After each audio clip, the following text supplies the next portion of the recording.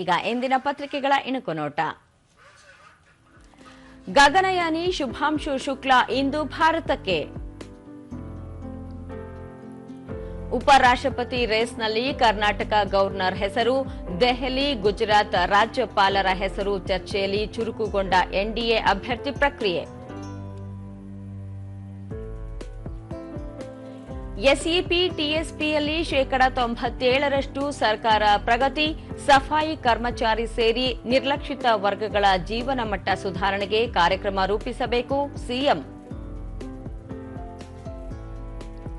ಮೊದಲ ದಿನವೇ 1.4 lakh FASTag pass, toll ಪ್ಲಾಜಾಗಳಲ್ಲಿ 1.39 ಲಕ್ಷ ವಹಿವಾಟು.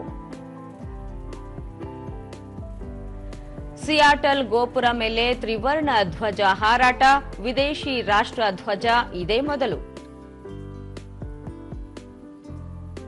ಇವು ಇಂದಿನ ಪತ್ರಿಕೆಗಳ ಪ್ರಮುಖ ಸುದ್ದಿ. ಉಳಿದಂತೆ ಬಿಬಿಎಂಪಿಯಿಂದ ಸ್ವಚ್ಛತೆ ಜೊತೆಗೆ ತೆರವು ಕಾರ್ಯಾಚರಣೆ. ಬಿಬಿಎಂಪಿ 6 ವಲಯಗಳಲ್ಲಿ ಸಾಮೂಹಿಕ ಸ್ವಚ್ಛತಾ ಕಾರ್ಯ, ಪ್ಲಾಸ್ಟಿಕ್ ಬಳಕೆ ಕುರಿತು ಮಳಿಗೆಗಳ ಪರಿಶೀಲನೆ.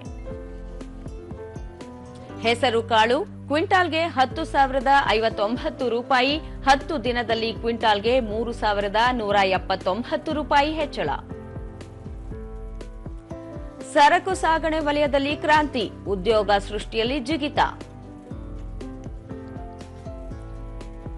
ಹಟ್ಟಿ ಚಿನ್ನದ ಗಣಿಗೆ 444 ಕೋಟಿ ರೂಪಾಯಿ, 1,343 ಕೋಟಿ ರೂಪಾಯಿ ವಹಿವಾಟು, ಭಾರೀ ದಾಖಲೆ.